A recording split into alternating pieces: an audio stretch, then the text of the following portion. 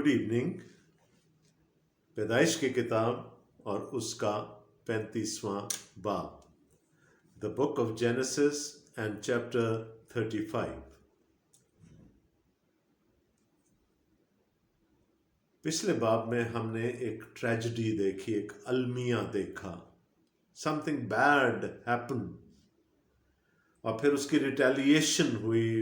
हमने देखा कि किस तरह से खुदा ने उस एक वाक़े की अदालत की और उस पूरी कौम को, चूँकि उस कौम के अमीर का बेटा उसमें इन्वॉल्व था, किस तरह से वो पूरा शहर उस अदालत की लपेट में आया और किस तरह से तमाम मर्द वहाँ के मारे गए और वहाँ पर कुछ भी नहीं बचा। The tragedy continues into chapter 35. एक तरफ हम देखते हैं हिजरत होती है और हिजरत हमेशा खुदा की बरकत का बायस बनती है। दूसरी तरफ हम 3 शख्सियात को इस अगले बाब में मरता हुआ देखेंगे, लेकिन साथ में एक और बच्चा पैदा होता है और बच्चे की पैदाइश हमेशा फ्यूचर की तरफ निशानदेही करती है, मुस्तकबिल की तरफ निशानदेही करती है कि खुदा पुश्तों का खुदा है। He is the God of generations, he blesses one generation after the other. तो बड़ा मिक्स्ड किस्म का चैप्टर है और हम देखेंगे कि क्या किस तरह से कहानी आगे डेवलप होती है। तो आइए पहली आयत से देखते हैं। याद रहे कि आप बाब के आखिर में, पिछले बाब के आखिर में, 34वें बाब के आखिर में हमने याकूब को थोड़ा सा परेशान देखा, और परेशानी इसलिए थी कि कहीं उस इलाके की सारी कौमें इकट्ठी होकर उसके खिलाफ रिटेलिएट ना करें, और उसके दिल में शायद थोड़ा सा वसवसा था, शक था, खौफ था, और प्रॉबली खुदा अब इस चैप्टर में उस खौफ को एड्रेस कर रहा है, उसके उस वसवसे को एड्रेस कर रहा है। पहली आयत से, और खुदा ने याकूब से कहा कि उठ बैतएल को जा और वहीं रह, और वहाँ खुदा के लिए जो तुझे उस वक़्त दिखाई दिया जब तू अपने भाई ईसाऊ के पास से भागा जा रहा था, एक मज़बा बना। Go to my house. और जब भी हम बैतएल की बात करेंगे, जब भी हम खुदा के घर की बात करते हैं, तो हम इबादत की बात करते हैं। यहाँ पर देखें, हिजरत का हुक्म दिया जा रहा है। सिकम को छोड़कर बैतएल जाने का कहा जा रहा है याकूब को, अपने तमाम साथियों समेत, अपने ख़ानदान समेत। So they are moving towards the worship of God now. खुदा उनको अपनी इबादत के लिए बुला रहा है, अपने घर में बुला रहा है, और हुक्म क्या है खुदा की तरफ से? जा और वहीं रह। ऐसा ही एक हुक्म याकूब के दादा को भी मिला था ना, अपनी ज़ादबूम को, अपनी मिरास को छोड़ और उस मुल्क में जा जो मैं तुझे दिखाऊंगा। So history is repeating itself now. अगरचे कि ये उतना मुश्किल सफ़र नहीं, उतना लंबा सफ़र नहीं है, लेकिन फिर भी याकूब से कहा जा रहा है कि सिकम को छोड़कर बैतएल चला जा। Go to a different life style now. मेरी इबादत, मेरा घर तेरे लिए मरकज़ होना चाहिए। सो हम हिजरत देखते हैं यहाँ पर। We C a pilgrimage of Jacob and his people and his family, और बड़ा क्लियर हुक्म है, एक मज़बा बना। और ये कौन सा मकाम है? खुदा उसको याद दिला रहा है कि जब तू अपने भाई ईसाऊ से भागा जा रहा था, when you were going into exile. मैंने आपको बताया था कि बनी इसराइल बारहा असीरी में जाते रहे हैं अपनी तारीख में। याकूब भी असीरी में रहा, और बाइबल के मुताबिक और बिब्लिकल स्कॉलर, खासकर हिब्रू बिब्लिकल स्कॉलर्स के मुताबिक, मुल्क माऊद से बाहर रहना एग्जाइल है, असीरी है। تو اگرچہ کہ وہ اپنے بھائی سے بھاگ کر گیا، اپنے ماموں کے گھر میں تھا، وہاں اس کا 4 دفعہ بیاہ ہوا، اس کے بچے ہوئے، تو بھی جو اسکالرز ہیں ان کے مطابق یہ ایگزائل تھی، یہ اسیری تھی۔ تو خدا نے کہا جب تو اسیر ہونے کو جا رہا تھا، جب تو اپنا ملک چھوڑ کر جا رہا تھا، وہ ملک جس کا وعدہ میں نے تیرے باپ دادا سے کیا تھا، جب تو اس کو چھوڑ کر جا رہا تھا تو میں تجھ سے ملا تھا وہاں پر، اور تو نے ہی اس جگہ کا نام بیت ایل رکھا تھا، اور اب جا اور وہاں میرے لیے ایک عبادت گاہ بنا، میرے لیے ایک مذبح بنا۔ یاد ہے اسی پہاڑ پر، بیت ایل پر، سامری عورت کے ساتھ خداوند یسوع مسیح کا مکالمہ ہوا تھا۔ اس نے کہا بڑے فخر سے کہ یہ کنواں ہمیں ہمارے باپ یعقوب نے دیا تھا۔ So now it's the time when Jacob should set out on a pilgrimage. یہ بھی یاد رہے کہ میں نے بارہا مقامات پر یہ بتایا کہ اگر ہم نے بنی اسرائیل کو سمجھنا ہے، قوم اسرائیل کو سمجھنا ہے، تو ہمیں ان کے باپ اسرائیل کو سمجھنا بہت ضروری ہے۔ 3 اسرائیل ہیں، ایک ملک اسرائیل، ایک شخصیت اسرائیل، اور ایک اس کی اولاد اسرائیل، اور ہمیں ان تینوں میں ڈسٹنکشن کر کے چلنا ہوگا۔ سو خدا اس کو یاد دلا رہا ہے کہ جب تو بھاگا ہوا جا رہا تھا میں تجھ سے ملا، اور اسی مقام کو چلا جا اور وہیں جا کے رہ۔ تب یعقوب نے اپنے گھرانے اور اپنے سب ساتھیوں سے کہا کہ بیگانہ دیوتاؤں کو جو تمہارے درمیان ہیں دور کرو، اور طہارت کر کے اپنے کپڑے بدل ڈالو، اور آؤ ہم روانہ ہوں اور بیت ایل کو جائیں۔ وہاں میں خدا کے لیے جس نے میری تنگی کے دن میری دعا قبول کی اور جس راہ میں میں چلا میرے ساتھ رہا، مذبح بناؤں گا۔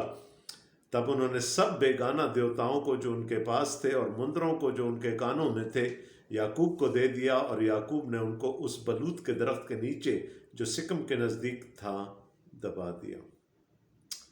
Worship, they are going to worship، وہ عبادت کرنے جا رہے ہیں، بیت ایل خدا کے گھر میں جا رہے ہیں۔ and Jacob sets some parameters کہ ورشپ کیسی ہونی چاہیے۔ پھر جب ہم وہاں جا رہے ہیں تو ہمارا لائف سٹائل چینج ہو جانا چاہیے، ہماری راہ بدل جانی چاہیے۔ اب کون کون ہیں یہاں پر؟ گھرانہ تو سمجھ میں آتا ہے، 4 بیویاں ہیں، 12 بچے ہیں دینا کو ملا کر، یہ تو گھرانہ ہے یعقوب کا۔ لیکن اس کے ساتھ لکھا ہے اپنے سب ساتھیوں سے کہا۔ یہ وہ لوگ ہیں کہ جو یعقوب کے ساتھ آئے تھے پدان ارام سے، یہ یعقوب کے ساتھ آئے تھے، ایک طرح سے اس کے غلام ہیں، اس کے ملازم ہیں، ایک ٹولی، ایک قبیلہ سا ڈیولپ ہو گیا ہے یعقوب کے ارد گرد، اور یعقوب ان کو چھوڑ کر جانا نہیں چاہتا، ان کو بھی اپنے ساتھ رکھنا چاہتا۔ اور میں پھر کہہ رہا ہوں کہ یہ آگے چل کر یہ باتیں ہمیں یاد آئیں گی کہ جب ہم لکھا ہوا پڑھیں گے کہ پھر غیر قوم والے بیگانہ لوگ ایک یہودی کے پلو کا دامن پکڑ کر اس کے ساتھ اس ریڈیمشن میں، خدا کی نجات میں داخل ہو جائیں گے۔ خدا کا بندہ یعقوب، اسرائیل، اس کے لوگ اب اس کے ساتھ جا رہے ہیں اس زندہ خدا کی عبادت کرنے کے لیے۔ حکم کیا دیا یعقوب نے؟ سب سے پہلے اپنے آپ کو پاک کر لو، spiritually cleanse yourselves، ہے نا؟ ابھی حکم نہیں آئے 10، تو اپنے لیے کوئی تراشی ہوئی مورت نہیں بنانا، یہ ابھی جاری نہیں ہوا، لیکن the man of God knows کہ وہ ایک واحد خدا ہے اور اسی کی عبادت کرنی ہے، تو اس نے حکم دے دیا کہ اپنے سارے دیوتاؤں کو تلف کر دو۔ اور پھر not only inner cleansing, there has to be outer cleansing as well۔ کپڑے بدل لو، نہا لو، کیونکہ ہم زندہ خدا کی عبادت کرنے جاتے ہیں۔ جب कोहे सीना पर पहुंचेगी याकूब की औलाद, तो 3 दिन का वक्त खुदा देगा उनको अपनी तहारत के लिए। तो वर्शिप कैसे करनी है? पहले तो दूसरे माबूदों से अपने आप को पाक करना है, फिर अपना जिस्म पाक रखना है, अपना लिबास पाक रखना है, जब हम एक जिंदा खुदा की इबादत करने जा रहे हैं। और आओ हम रवाना हों, बल्कि यहाँ जो हिब्रू का लफ्ज़ इस्तेमाल हुआ रवाना होने के लिए या जाने के लिए, वो है आओ हम ऊपर चढ़ें। हम ऊपर चढ़ें, बैत-एल की तरफ रुख करके ऊपर चढ़ें, यानी there is a spiritual dimension to it as well. हम तरक्की करें, हम ऊपर को जाएं। वहाँ मैं खुदा के लिए जिसने मेरी तंगी के दिन मेरी दुआ कबूल की और जिस राह में मैं चला मेरे साथ रहा, मज़बा बनाऊंगा, हुक्म मिल चुका है। तब उन्होंने, अब देखें, उन्होंने इनकार नहीं किया। राखिल भी तो अपने बाप के बुत उठा के ले आई थी, अब पता नहीं उसने उसको तल्फ किया नहीं किया, क्या किया, लेकिन हुक्म क्या मिला? सारे बुत, सारे देवता लाए जाएं। और वो ना सिर्फ अपने देवताओं को ले आए, बल्कि वो जो कानों में उन्होंने मन्नत के मुंदरे पहने हुए थे, गुलामी की निशानी जो थी किसी न किसी देवता को, उनको भी उतार दिया और याकूब के हवाले कर दिया। और जो लफ्ज़ है इब्रानी का, उसके मफहूम है याकूब ने उनको उनकी निगाहों से रूपोश कर दिया, हटा दिया। उसने दरख्त के नीचे लिखा है, जो सिकम में था, बलूत के दरख्त के नीचे उनको दबा दिया। सो वर्शिप जिंदा खुदा की, जो मकाम उसने बताया है वहाँ पर, उसके घर में, दूसरे माबूदों से अपने आप को खाली करके, और जिस्मानी पाकी यानी रूहानी पाकीज़गी भी और जिस्मानी पाकीज़गी भी ज़रूरी है एक अच्छी वर्शिप के लिए। और उन्होंने कूच किया, पिलग्रिमेज है, और उनके आसपास के शहरों पर ऐसा बड़ा खौफ छाया हुआ था कि उन्होंने याकूब के बेटों का पीछा ना किया।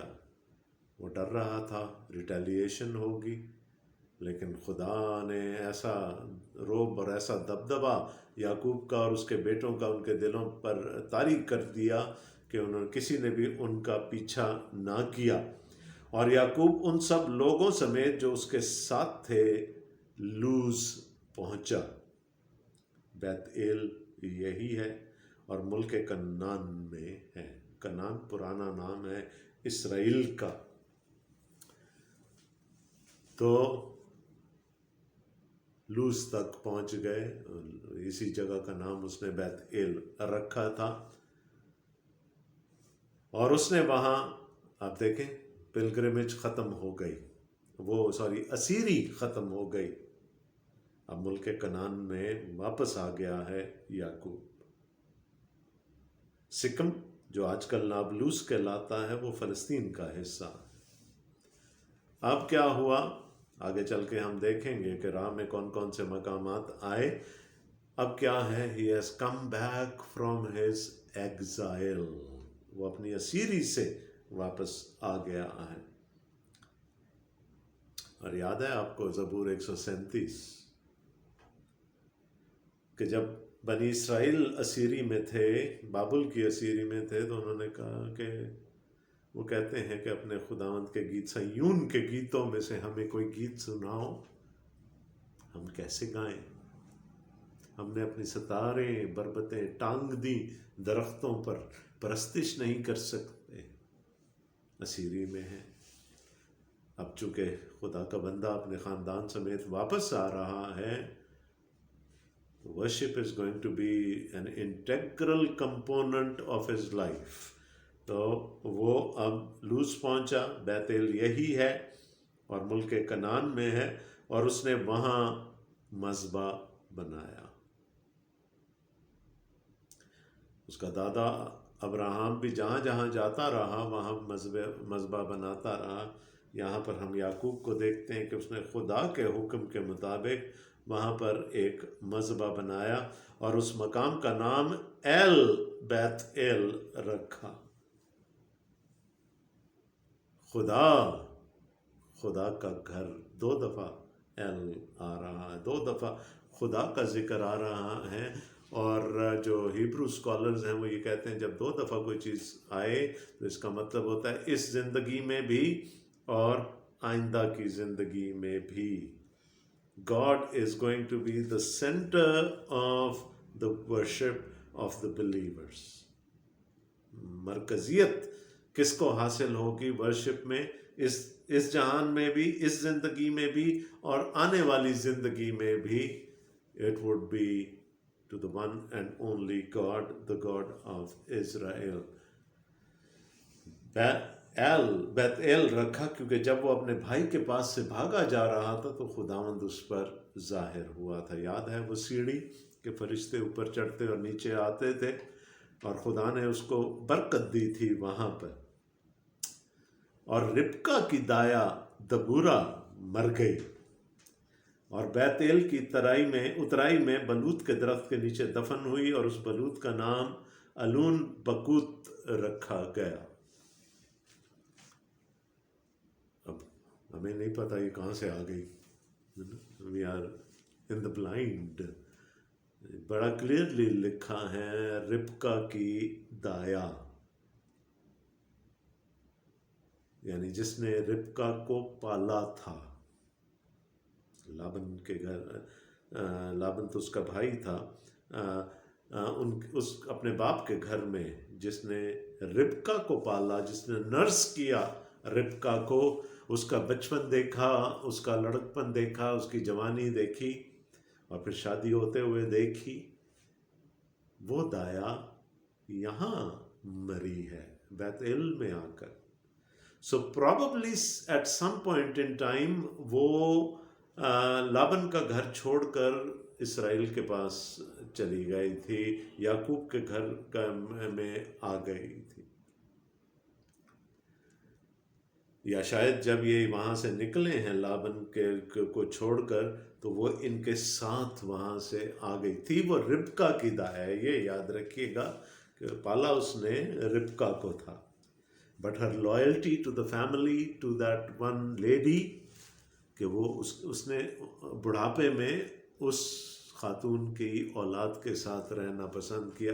سو پرابیبلی جن لوگوں کا ذکر ہم پڑھ رہے ہیں جو یعقوب کے ساتھ آئے تھے لابن کے گھر سے فدان ارام سے، ان میں شاید دبورا بھی تھی.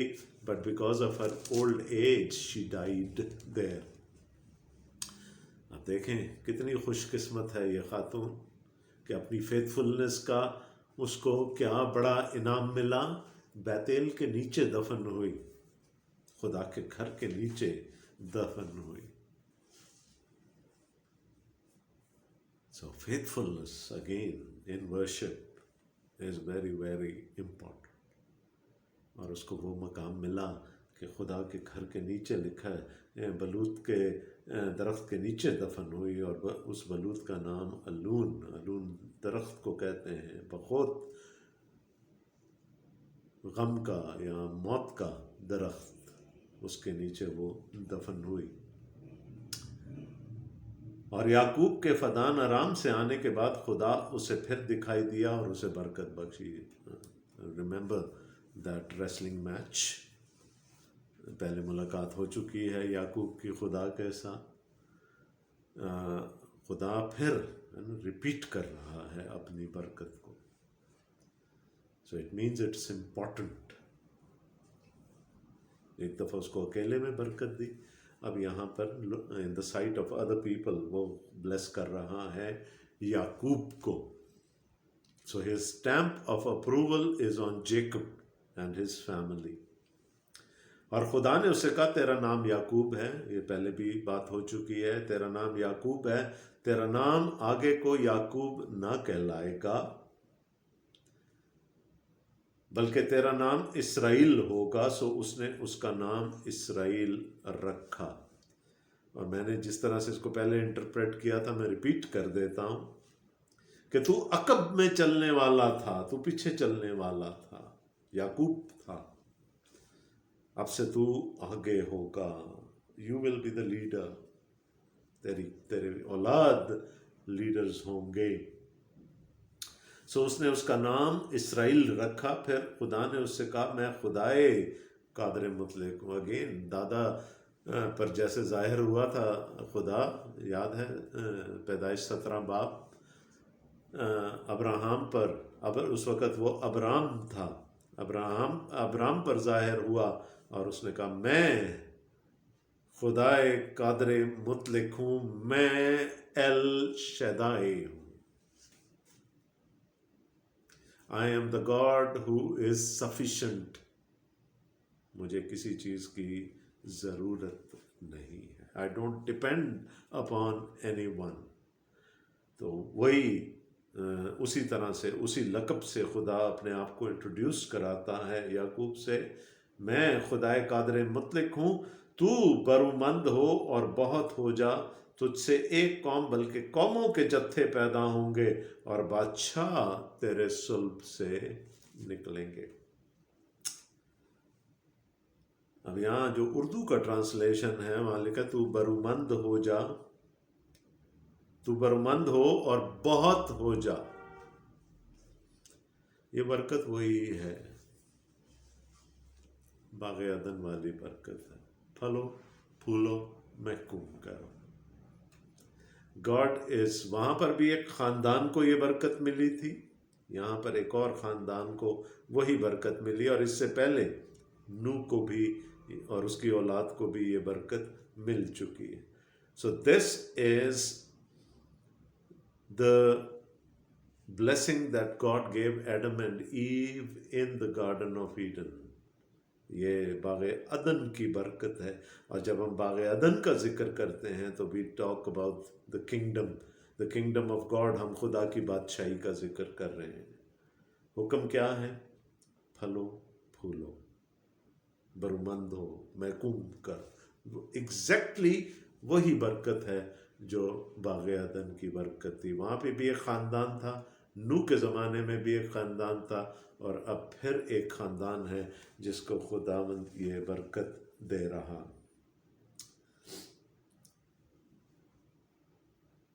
تجھ سے ایک قوم بلکہ قوموں کے جتھے پیدا ہوں گے. واو، یو ول بی گریٹ. میں تجھے ایک بڑی قوم بناؤں گا. ابراہم سے بھی یہی وعدہ تھا.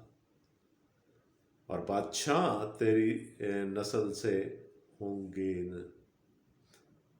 تیرے صلب سے نکلیں گے. یاد رہے کہ again we are talking in terms of the kingdom language. کیا کہا گیا؟ کیا مجھ سے اور آپ سے کیا وعدہ ہے؟ کہ ہم بھی بادشاہی کریں گے نا خداوند یسوع مسیح کے ساتھ. تو اس دنیا کی بادشاہت کا ذکر نہیں ہو رہا. This is talking about the kingdom of God. بادشاہ تیری نسل سے ہوں گے، اور یہ ملک جو میں نے ابراہم اور اسحاق کو دیا ہے سو تجھ کو دوں گا، اور تیرے بعد تیری نسل کو بھی یہی ملک دوں گا. وعدہ دہرا رہا ہے خدا. اور خدا جس جگہ اس سے ہم کلام ہوا وہیں سے اس کے پاس سے اوپر چلا گیا.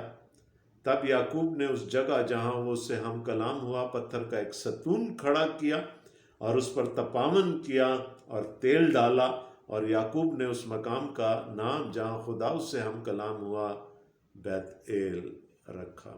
وہی مقام ہے جہاں پر پہلے بھی خدا اس سے خطاب کر چکا تھا.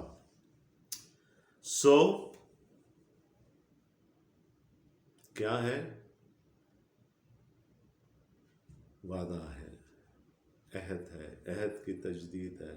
جو دادا سے عہد کیا، جو باپ سے عہد کیا، وہی عہد اب خدا اس کے بیٹے سے یعقوب سے کر رہا ہے، جس کا نام اب اسرائیل کہلائے گا.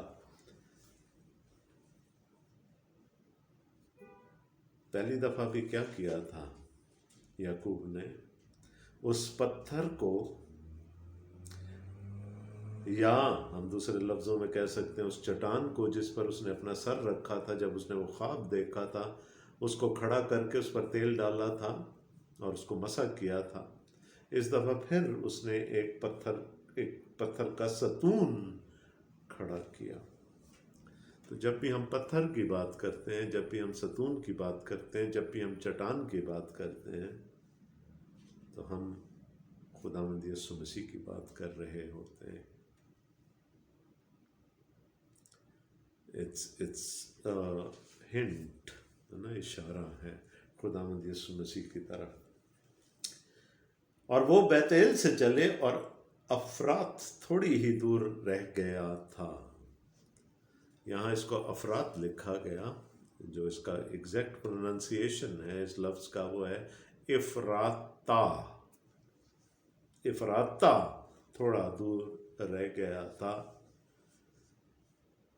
और याद है कि खुदा ने अपने नबी के वसीले से क्या वादा किया था इस मकाम के बारे में। आए बैतलहम अफराता, तू बनी इसराइल के सरदारों में हरगिज सबसे छोटा नहीं। बैतलहम का जिक्र हो रहा है, थोड़ा दूर रह गया था।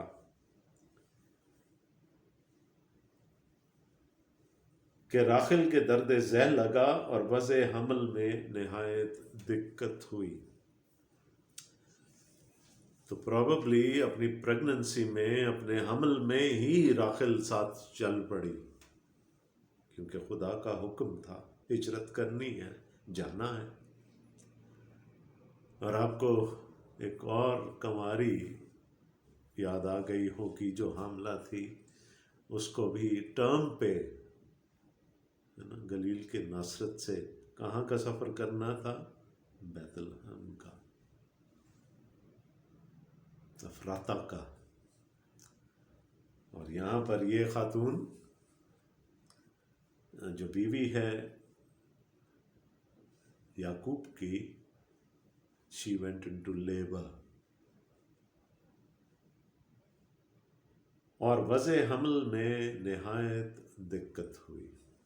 She suffered during the labour. और जब वो सख्त दर्द में मुब्तला थी तो दाई ने उसे कहा, डर मत, अब के भी तेरे बेटा ही होगा। तसल्ली दे रही है the attendant, the birth attendant, वो तसल्ली दे रही है राखिल को कि तेरे बेटा होगा, और बेटा ही हुआ। और यूं हुआ कि उसने मरते मरते उसका नाम बेनोनी रखा। याद होगा आपको कि माएँ नाम रखती चली आ रही थी इस ख़ानदान में। लिया से शुरू हुई कहानी, फिर बिल्ला, फिर ज़िल्फ़ा, और फिर राखिल, और अभी तक ख़वातीन ही नाम चुनती आ रही थी। और इस अपने उस बेटे का भी नाम उसने खुद रखा, बिन ओनी, the child of my grief, मेरी तकलीफ़ का बेटा। लेकिन हैरानी की बात है कि ओन या ओनी जो लफ्ज़ है, ओनी मेरी तकलीफ़, ये तकलीफ़ के साथ साथ स्ट्रेंथ, ताकत का भी इसे कॉनोटेशन मिलती है। तो एक तरफ वो कह रही मेरी तकलीफ़ का बेटा, लेकिन मेरी कुव्वत का भी, मेरी ताकत का बेटा भी यही है, बेनोनी। और मर गई। The last thing she did was to name her son. पर उसके बाप ने उसका नाम बिन यमीन रखा। यमीन का मतलब है right, richness, integrity, the son of my integrity.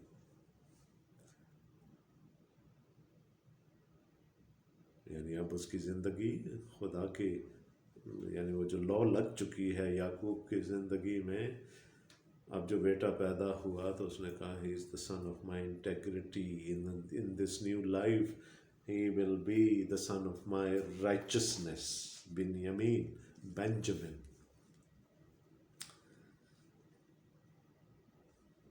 اور راخل مر گئی اور افراتا یعنی بیت الحم کے راستہ میں دفن ہوئی۔ یاد ہے جب بیت الحم میں بچوں کا قتل عام کروایا گیا تھا تو وہاں پرانے عہد کی ایک کوٹیشن لکھی تھی کہ راخل اپنے بچوں کو روتی ہے۔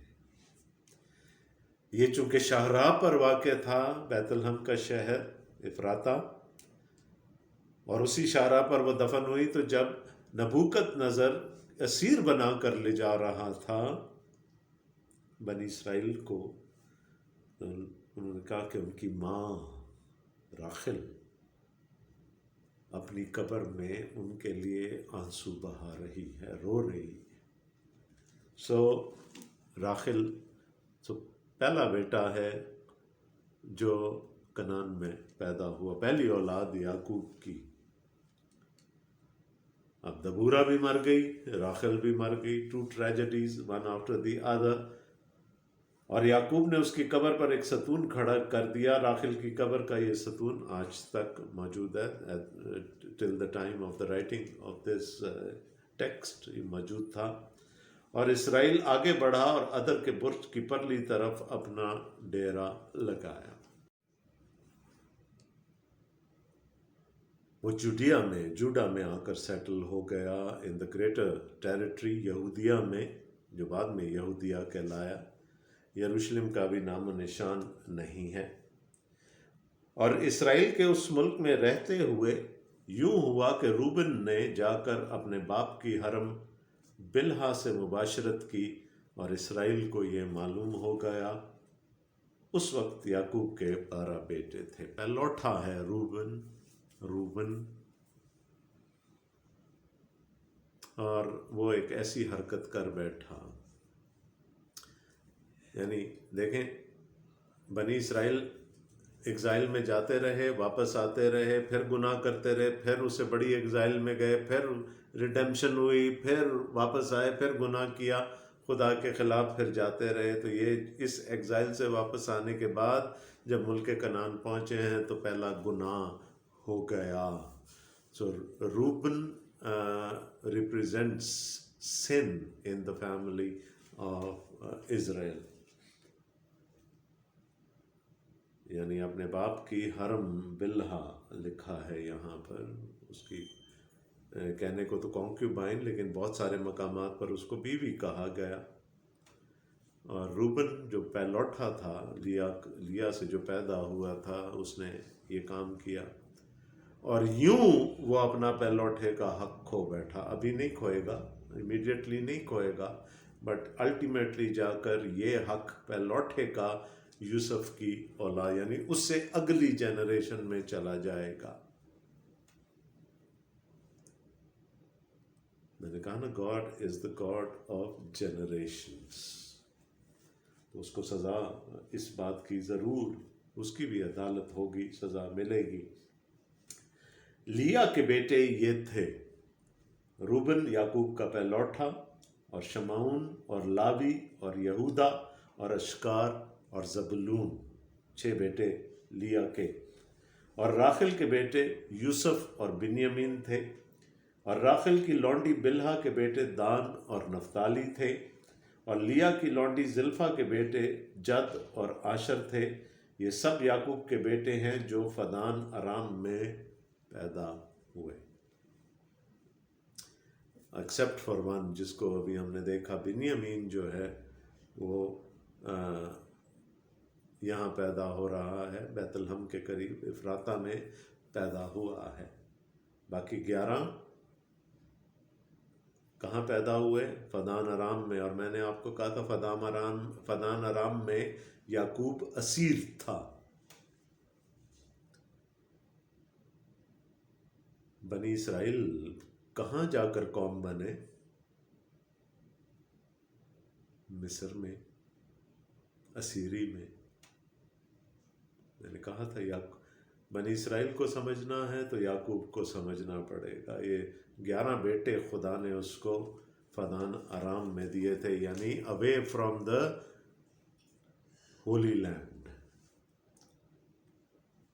ایک اور ٹریجڈی ہونے جا رہی ہے، اور یعقوب ممرے میں جو قریب اربا یعنی حبرون ہے جہاں ابراہم اور اسحاق نے ڈیرا کیا تھا اپنے باپ اسحاق کے پاس آیا، اور اسحاق 180 برس کا ہوا تب اسحاق نے دم چھوڑ دیا اور وفات پائی، اور بوڑھا اور پوری عمر کا ہو کر اپنے لوگوں میں جا ملا، اور اس کے بیٹوں عیسو اور یعقوب نے اس کو دفن کیا۔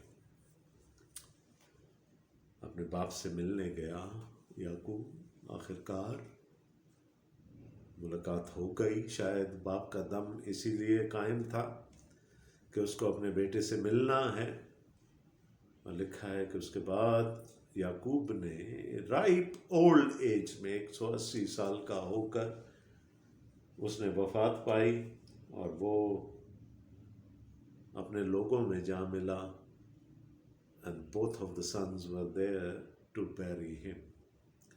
اور اس سے بڑی خوش قسمتی کیا ہو سکتی تھی کہ ایک بیٹا جو گھر چھوڑ کر چلا گیا ہے، جس سے کہ اتنے سال تعلق نہیں رہا، جب باپ مرتا ہے تو وہ بیٹا بھی پہنچ گیا، اور دونوں بیٹوں نے مل کر اس کو دفن کیا۔ مشرقی معاشروں میں اس چیز کو اہم سمجھا جاتا۔ So this is the end of Isaac here۔